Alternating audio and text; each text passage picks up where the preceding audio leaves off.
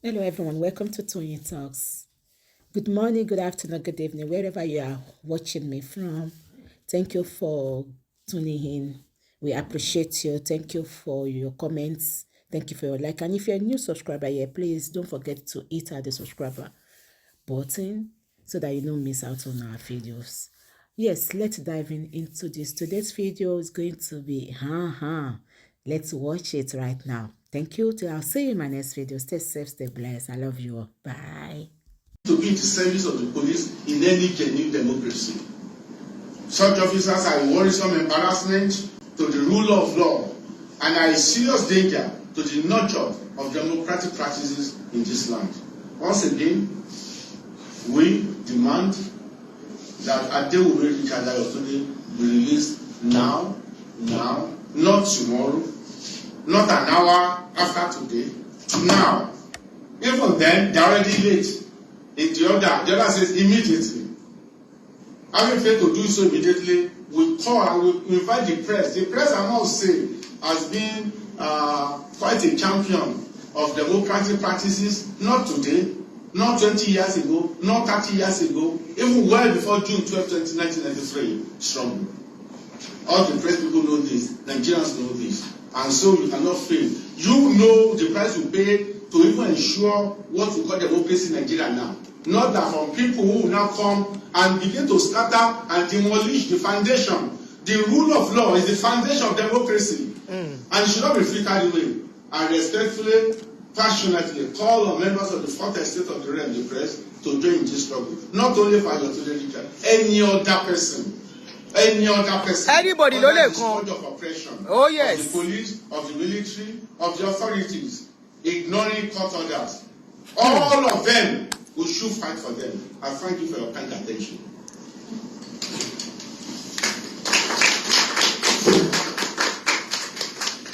Look at the wife. Ìyàwó ẹ̀ nìyẹn, look at the wife. Look at the wife.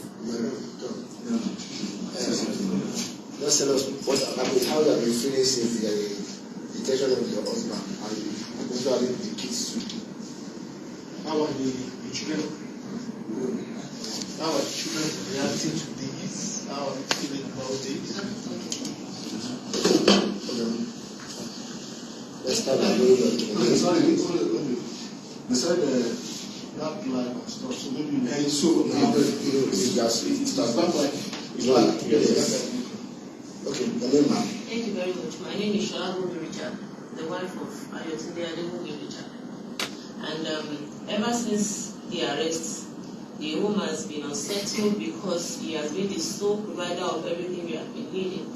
And now that the arrest has taken place, things have gone, things have stopped. So we urge on the government, we urge on the federal security institutions to take heed and do what is necessary and ensure that the rule of law is upheld, because when the citizens are no longer secure in their various homes, then the danger impending in society is going to be extreme. So we urge everyone to join in this struggle and fight against oppression from the high esteemed people we perceive as esteemed individuals in society, who will run to for shield, who will help, who will cry on, but they are the ones oppressing the mere citizens in society. So we call on everyone to join in the struggle so as to free members and help us live in a sane society. Thank you very much.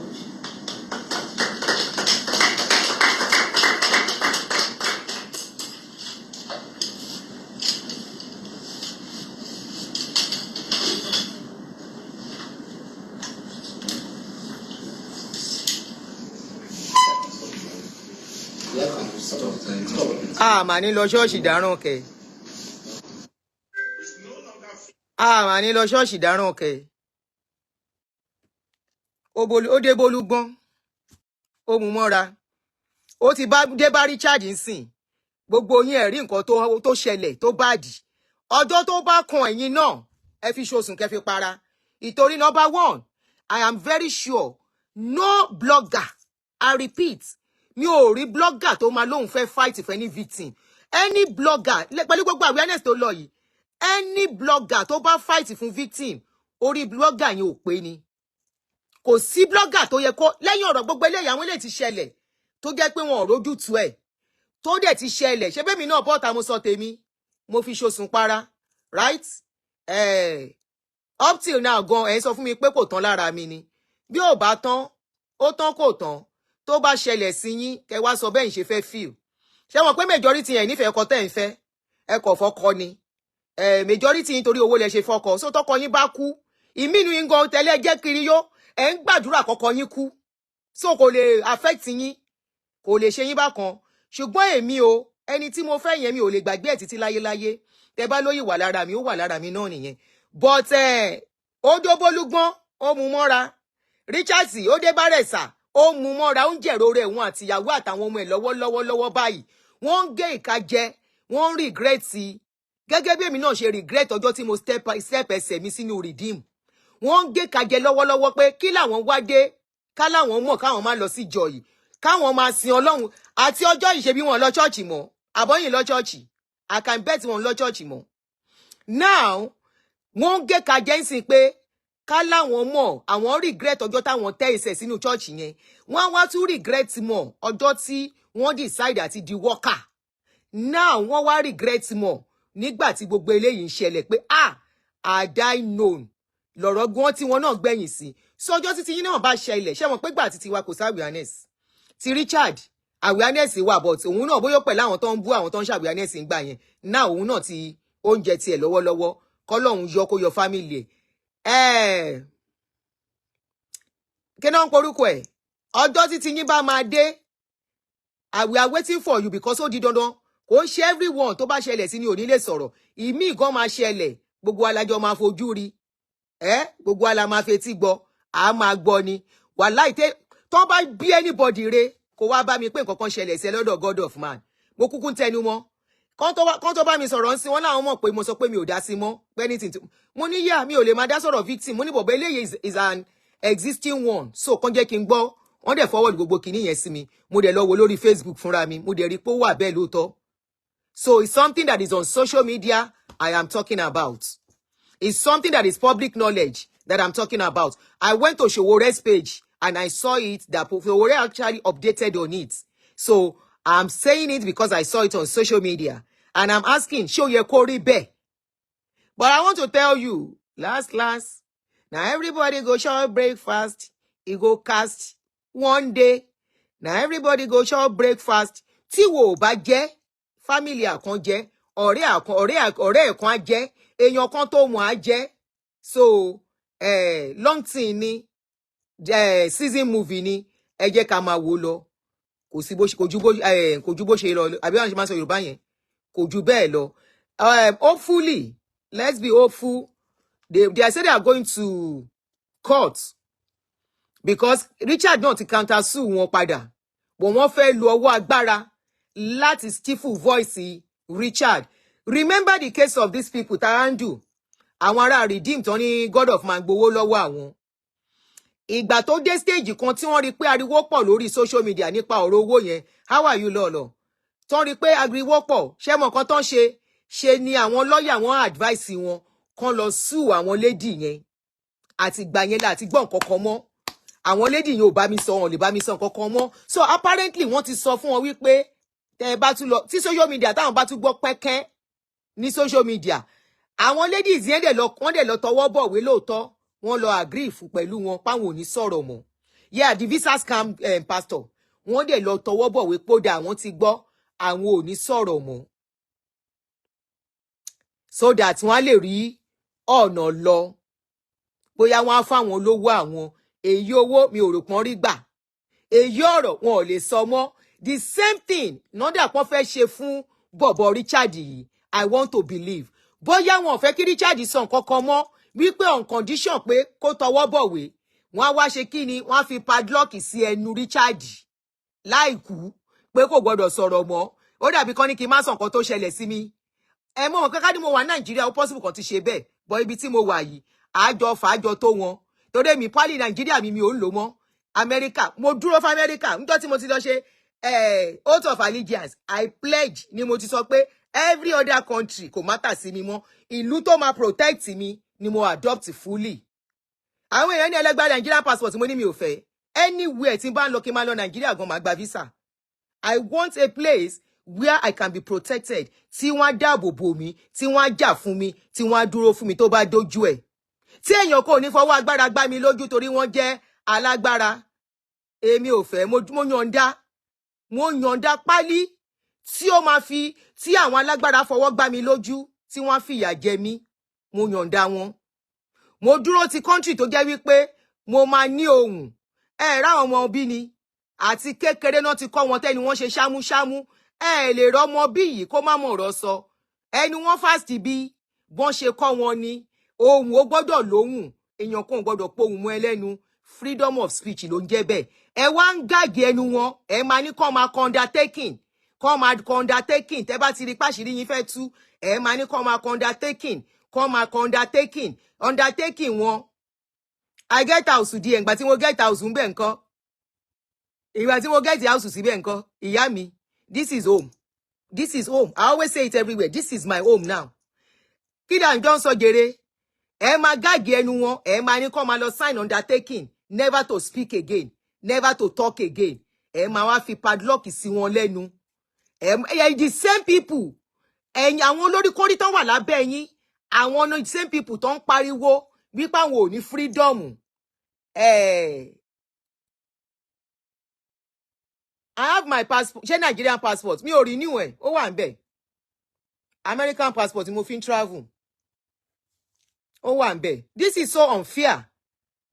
Ẹ wá fi padlock gáàgì ẹnu àwọn èèyàn ẹ fi padlock gáàgì ẹnu wọn kán má sọ̀rọ̀ mọ́ ẹni kán má sọ̀rọ̀ kán lọ undertaking tán bá ti lè undertaking ẹ wá lọ counter sue wọn ẹ lọ fún ẹ tí mọ̀ pé wọn ò mọ̀ nípa òfin and there are people tó yẹ pé wọn ò ní much ẹ wá lọ gbẹ̀yìn counter sue wọn láti sọ pé kán dákẹ́ eléyìí wá refuse pé wọn ò ní dákẹ́ òun dẹ̀ kọ́ ló gbé kinní síta ọ̀tọ̀ lẹni tó gbé kinní síta ọ̀tọ̀ lẹni tó gbé síta ẹ wá lọ gbé ẹ lọ tún àrà sí ẹ ẹni tẹ́ gbé gan tẹ́ tì mọ́lé kò yẹ kẹ́ tì mọ́lé ó yẹ kẹ́ gbé lọ sí kóòtù ni ẹ dẹ̀ fi ọwọ́ agbára tá a bá wá ń sọ fáwọn tó ń tẹ̀lé yín wípé àti àwọn o àti Nigerian politician náà ní Nàìjíríà torí ẹ̀ wọn ò lè gbàdúrà káyé yín dáa ṣe rí ṣe bí bàbá yín kan ẹ̀ṣẹ̀ lóhun sí food bank tán sọ wípé food bank yẹn only for mo kọ́kọ́ wo warehouse yẹn mo ní so wọ́n nírú warehouse yìí náà lè ṣe industry kan fi convert ẹ̀ sí industry kan wá dúró èèyàn tó máa employ síbẹ̀ tó bá jẹ́ pé industry níbẹ̀ yẹn wọ́n wá kó oúnjẹ kúnbẹ̀ wọ́n ní ẹ máa wá jẹ oúnjẹ wọ́n ti mọ̀ pé tì fún lọ̀rọ̀ tí Nàìjíríà bá ti rí oúnjẹ gbogbo òrònú wọn tán bá ti rí oúnjẹ wọ́n á máa pàtẹ́wọ́ fáṣebí tán bá ti rí oúnjẹ wọn ò fẹ́ mọ̀ bóyá ẹni yẹn ń ṣòótọ́ àbí kò ṣòótọ́ èèyàn gba owó lọ́wọ́ yín ó tún fi ń fún yín lóúnjẹ ẹ wá ń pàtẹ́wọ́ pókú ìnáwó wọ́n ti mọ̀ wípé ẹni tẹ́bí bá ń pa òkè ń lọ́pọlọ wọ́n ti mọ̀ pé ẹni tẹ́bí ń pa kò lè ronú dáadáa wọ́n mọ̀ pé ẹni tẹ́bí ń pa kò lè ever ro nǹkan ó wá ní wípé Christian nìkan lòun fẹ́ fún lóúnjẹ àti pé ará chọ́ọ̀chì òun nìkan ó ń pẹ́ níbí food bank is open to anybody ó bá jẹ́ ọkùnrin tó múra bí obìnrin ó bá jẹ́ obìnrin kó múra bí ọkùnrin kó ṣe rùngbọ̀n sẹ́nu kó ti sọ̀rọ̀ ẹ̀dọ̀ ọkùnrin everybody náà nífẹ̀ẹ́ ló máa gba oúnjẹ níbí yìí wọn ò fẹ́ mọ̀ bóyá o lẹ́sìn àbí ò lẹ́sìn wàá gbé oúnjẹ ẹ̀yin wá fẹ́ fún wọn lóúnjẹ lè fún ẹni tí òun bá ń ṣe ara ẹ̀sìn yín lè fún wọn lóúnjẹ. Number one ẹ̀yin ara yín gan nífẹ̀ẹ́ ara yín dẹ̀ sọ pé the body of Christ is not divided so shall we not be saved you are one. Níbo lẹ ti jẹ́ one? Níbo lẹ ti jẹ́ one? Níbo lẹ ti jẹ́ one? Ṣé ibi tí dìrìdìmù ti ń gbàdúrà páyé táwọn máa dájú àwọn yòókù lẹ ti jẹ́ one? Àbí ibi tó ti ń sọ wípé denomination mi ò gbọdọ̀ wá gbóúnjẹ lẹ ti jẹ́ one? Tá bá ń sọ fún yín pé àwọn bàbá yín wọ́n mọ wúlẹ̀wúlẹ̀ ẹ̀sìn wọ́n mọ àṣírí ibẹ̀ òun náà ṣe ń hùwà tó ń hù wọ́n mọ àṣírí pé trabayé ló pọ̀ jù òun náà ṣe ń hùwà tán ń wù. Wọ́n dẹ̀ mọ̀ wípé without the masses kò sí nǹkan tó ń pè ní Pentecoita. Láìsí èrò nínú ìjọ kò sí nǹkan tó ń pè ní Pentecoita. Òun ló fi jẹ́ wípé ńgbà táriwo pọ̀ wọ́n ṣí báǹkì. Wọ́n rí pé àwọn èèyàn bá ṣe ń sọ̀rọ̀ tó ọpọlọ wọn ti fẹ́ máa ṣí. Wọ́n ya tètè fẹ́ ṣe kí ni? Wọ́n ya gbé oúnjẹ. Wọ́n ya fẹ́ fi ṣọ́ọ̀kì ẹnu yín. Ẹgbẹ́nu dákẹ́. Aṣá àti fún yín lóúnjẹ kí ló tún kù? These are people tó ní agbára. Mo ti ẹ̀ ń gbọ́ lẹ́yìn wípé wọ́n sọ pé school tí bàbá yìí ní. Ìyẹn bàbá aláṣọ funfun. Wọ́n ní school tó ní. Wọ́n ní school yẹn lé ní 4,000. Mo rò pé nìyẹn ń ṣeré ni. Mo wá lọ sórí Google. Ní Google sọ wípé ó ní school all over Nigeria. Ó tún ní outside Nigeria. Ní àwọn West African countries. Mo ní o. Lórí owó olówó. Ní bàbá yìí gádà nǹkan tó léyìí. Lórí owó olówó. Ní bàbá yìí gádà nǹkan tó léyìí. Àwọn tó wá ń tẹ̀lé bàbá wa ní pé bàbá àwọn lọ́pọlọ gan. Bàbá àwọn ṣe kinní kan mú ní ẹ kú oríire. Ṣé mọ̀ pé bàbá tó bí ẹni bó bá kú tán wà jẹ wà gbà nínú ogún tó bá fi ilẹ̀. Àbí?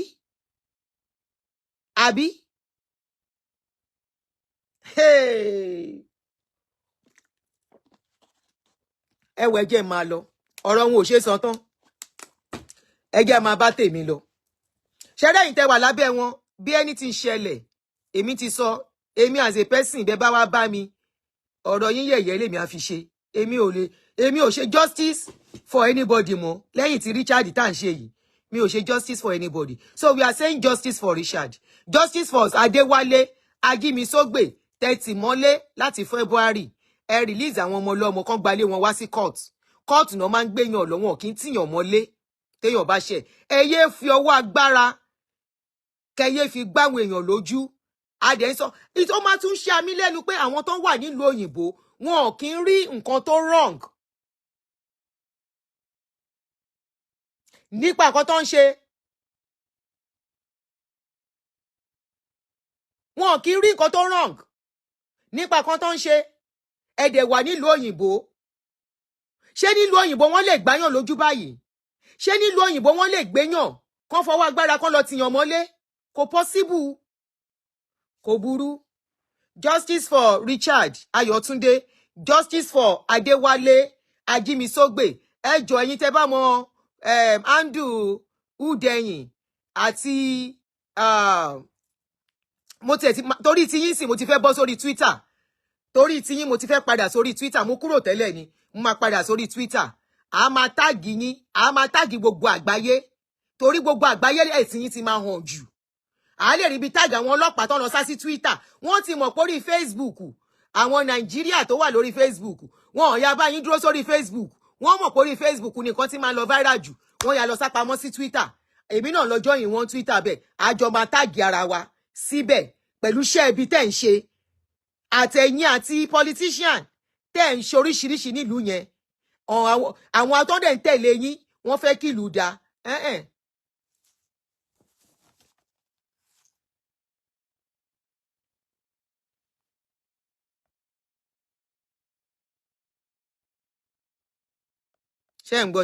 There was a time I asked why their bishop has 3 private jets, and the lady told me they use the private jet for evangelism to distribute tracts all over the world. And I laugh and say in my mind, Mumu. Okay, àti TikTok. Yo, let me TikTok. Twitter yẹn kan kéèyàn kan máa write ni.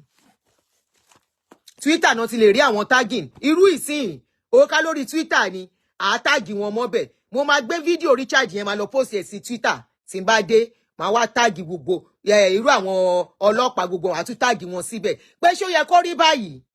Ṣó yẹ kó rí bẹ́ẹ̀? Lọ́yà tún lọ bá yín, lọ́yà tún bá yín sọ̀rọ̀. Ẹ release client òun. Tí client òun bá sá lọ ẹ mú òun, ẹ tún ní no. Ẹ ṣáà fẹ́ fìyà jẹ ọmọkùnrin yẹn. Ẹ fẹ́ fìyà jẹ, bẹ́ẹ̀ dẹ̀ fẹ́ kẹ́mi ẹ̀ bọ́ ni. Anyway, I'll ríra later. Thank you, everybody. We will give you updates. Lórí ọ̀rọ̀ yẹn bó bá ṣe ń lọ. I'm going to be giving you updates on that case. On this particular case, now I'm interested. I want to know what is going on. So, my darling brother, tó pè mí lórí ọ̀rọ̀ yìí pé kí n wo nǹkan tó ṣẹlẹ̀. Jọ̀ọ́, màá fẹ́ kó keep up with me. In case I miss it, please I've given you my number. Just send the message. If you have any updates, just send it to me. My darling brother, tó pè mí yẹn. I wish I can even have Richard's number. I wish I can have his number. Anyway, ire o, ó dàbọ̀. Thank you, everybody.